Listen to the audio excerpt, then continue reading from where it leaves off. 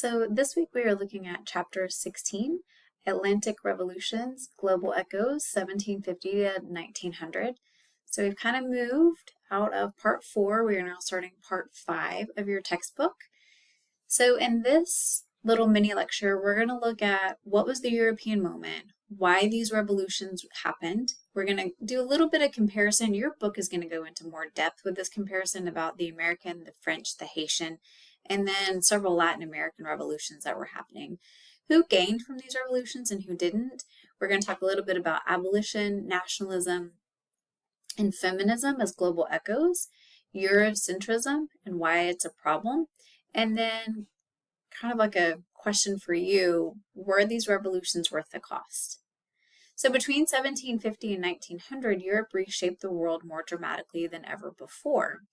And we see that through some political revolutions that were overthrowing monarchies, industrialization transformed economies, nationalism redefined loyalty, and abolition changed centuries of slavery. And historians, we sometimes call this the European moment. But we need to ask ourselves, was Europe acting alone, or was this a global transformation? So when we look at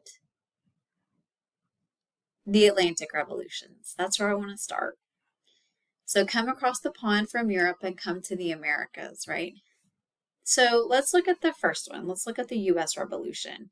These revolutions, they're all connected. They shared ideas, leaders, and inspiration, but they're all a little bit different. So in the American Revolution, those of you that are American, that are US citizens, even those that are international, you probably know a lot about US Revolution because you learned it from a very early on age. But this was a largely conservative movement, right, compared to the other ones that we're going to look at.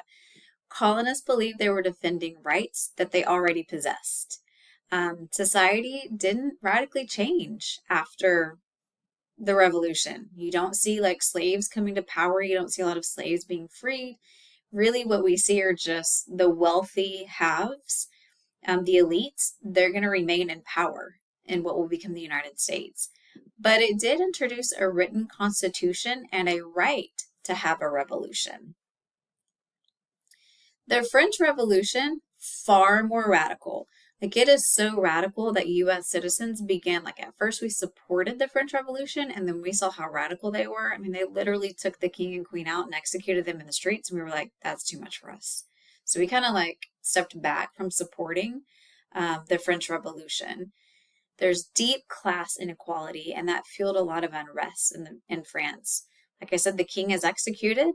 Slavery was briefly abolished, a new calendar was introduced, mass conscription created national armies, and it attempted to remake society entirely. The Haitian Revolution, this is the most radical of all, and this is honestly probably my favorite revolution to learn about and to talk about because this is led by a mixed race enslaved. And that's why it's probably the most radical of all. And if you think about where Haiti is, right, there's Haiti and the Dominican Republic on one island, right? Half is Haiti, the other half is Dominican Republic. So, and it's funny how it's split too because Haiti's French, the DR is Spanish, right? Those are the empires that control those two. So enslaved people are going to overthrow French rule. And they also do something radical. They declare racial equality. And this revolution terrified slave societies everywhere, especially the neighbors to the north, known as America, the United States. The United States was scared of this, especially Jefferson, who was in office at the time, because they were thinking, if the French can overthrow their rule, the enslaved French, if they can overthrow like a powerful nation like the French, who's to say that the slaves in the United States aren't going to try that too? And I have a picture here. This gentleman here is one of he is the leader, the overture of this revolution that is happening in Haiti. And it inspired abolition, like the ending of slavery and the freedom of slaves, but also repression. There are some other Latin American revolutions that happened. These are led by Creole elites. And independence came, but racial and class hierarchies are going to remain in those revolutions. Political freedom did not mean social equality in the other parts of Latin America. So as you read through that, keep those in mind. That just because we have a revolution doesn't mean that everything's like over. Scroll down for you. William Lord Garrison, this is called The Liberator, and this is going to be very pivotal when we start talking about, and look at the date here, 1831, when we start talking about abolition in the United States. This is a white gentleman who is talking about ending slavery. He's one of the outspoken abolitionists of the time. So you're going to see echoes of revolution happening, especially when it comes to abolitionism. These revolutionary ideas, they did not stop in 1825. What we see is they're expanding.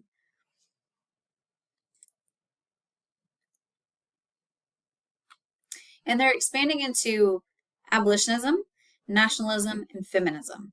So by 1900, slavery was largely abolished worldwide.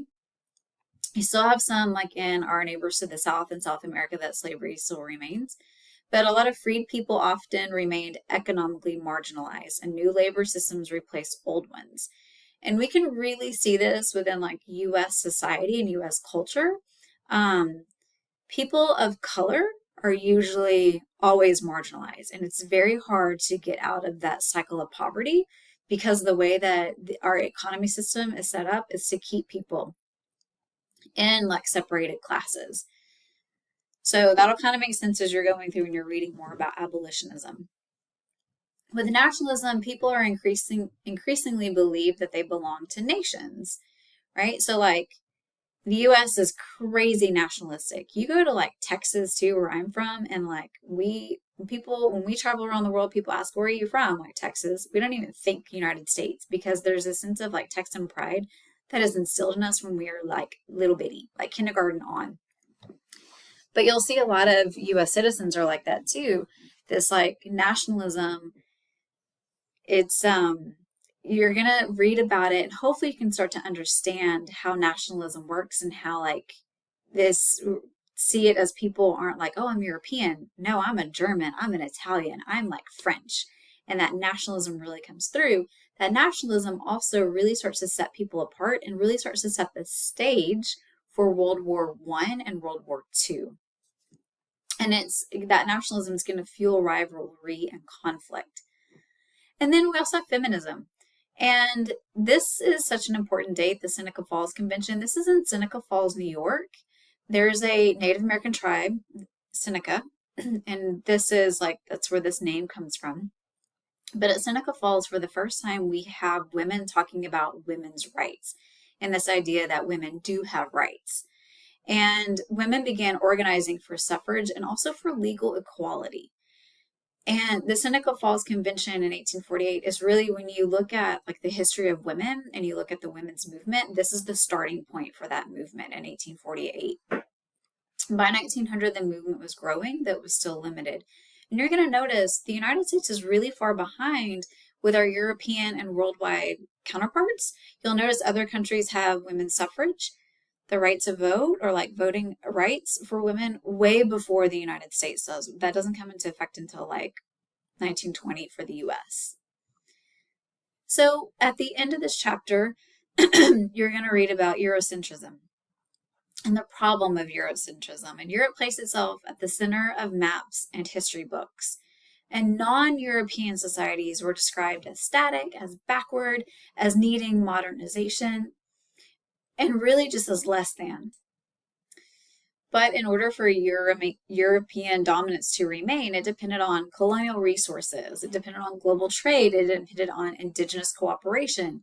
Not just in, like, don't think of U.S. indigenous nations, think of indigenous peoples all throughout the world where Europe has colonized.